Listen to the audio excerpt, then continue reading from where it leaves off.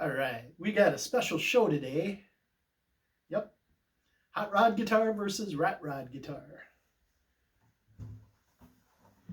Here's a Hotrod, and here's a Ratrod. All right. So, what do I mean when I say a Ratrod guitar? Well, there's a philosophy that comes from the motor racing scene of building hot rods and rat rods. Biggest difference is with a rat rod, you use whatever materials you have on hand and whatever you can scrounge in order to put together the fastest, baddest vehicle you got, and you're not worried about making it pretty. You're just making it fast and loud and fun. Now this guitar is an Ovation Applause. The backstory on this is I found this one day at a property that I manage, and there was a noose tied around the neck, a hangman's noose, and it was hanging from a balcony at an abandoned property. I cut it down, and I found that it had no nut, no bridge, and someone had literally beat the crap out of it, and all of the bracing on the back, on the underside in here, was busted up. Some of the binding was cracked off too. Someone tried to use this thing like an axe. There's a crack in the body back here, but that doesn't affect the playability. So I took it home and I started working on it, bringing it back to life. There were cracks in the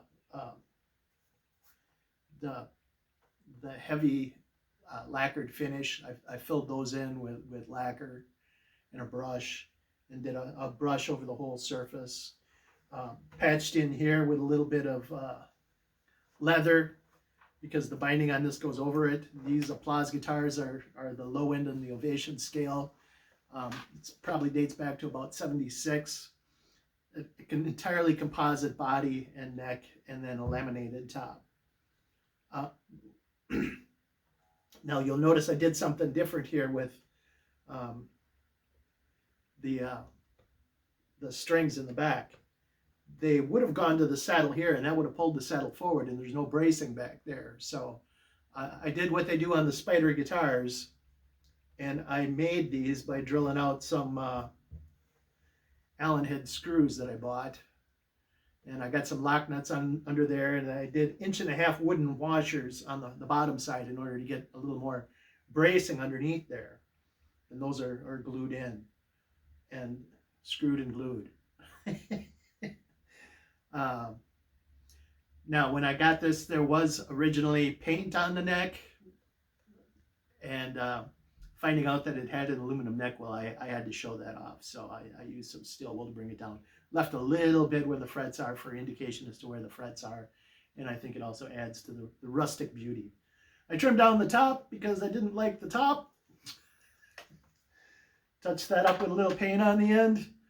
Took off the tuners, cleaned them out, oiled them. I found a bridge from an Epiphone guitar that I had in my scrap bin.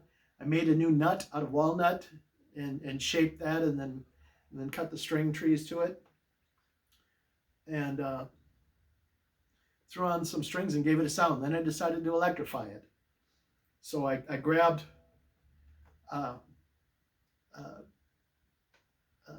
a neck pickup off of an old Fender Stratocaster that I wasn't using. It was in my junk bin, and threw on a tone pot or a volume pot, and just a standard 1/4 inch on the back there in order to plug this thing in and to electrify it. Now, because of the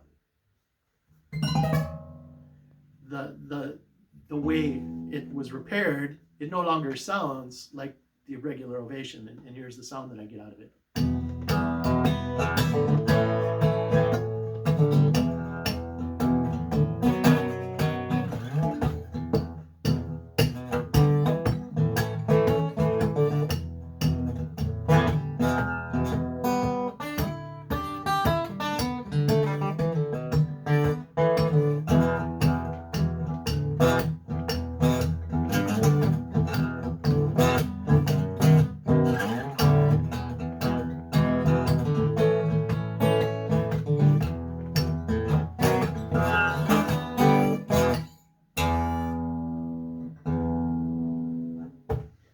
go. And here's what it sounds like when it's plugged in.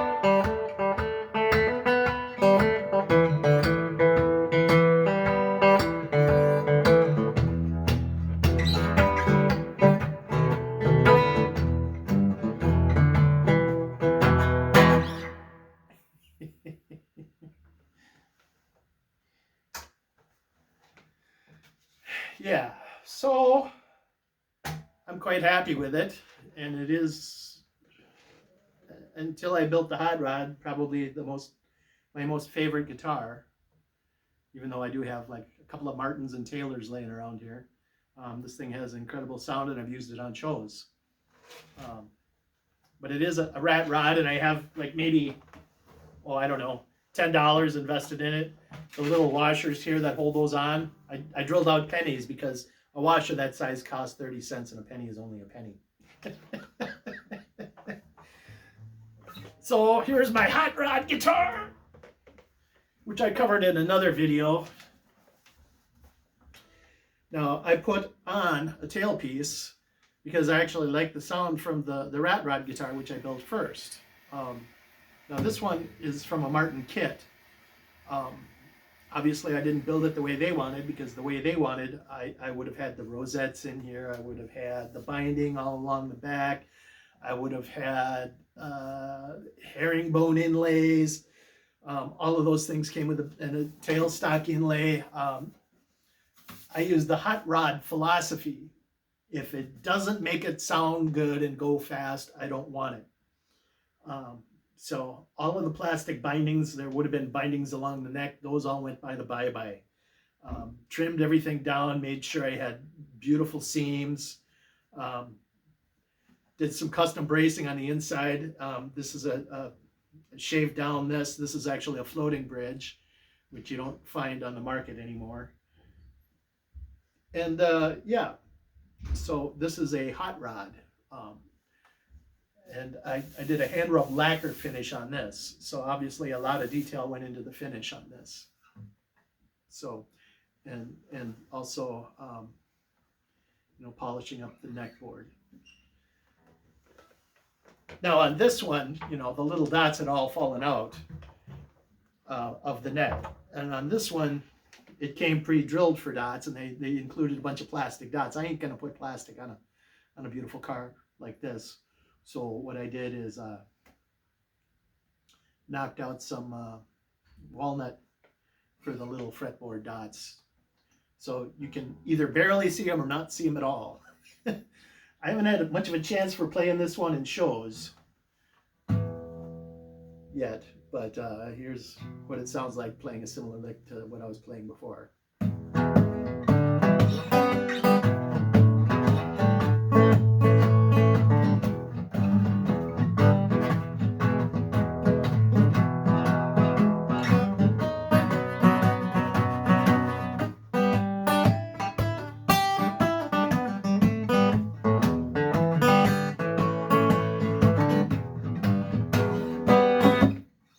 So for this one, I put in two different pickups. I've got a K&K Mini, and I have an Applause, or not an Applause, but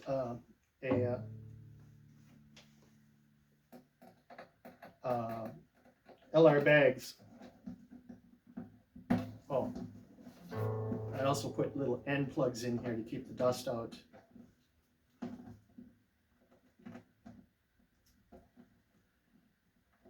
Because this thing isn't always electrified, and I plan on using this outside quite a bit, so.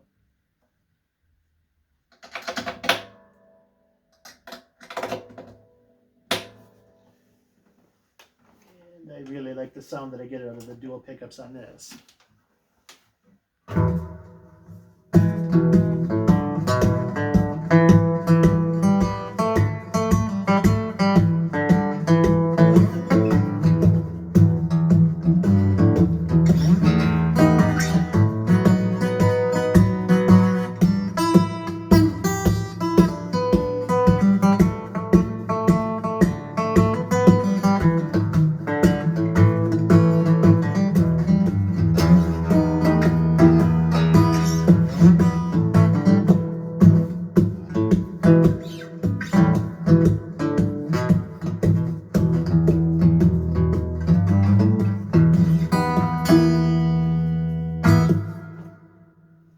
So that's a hot rod guitar.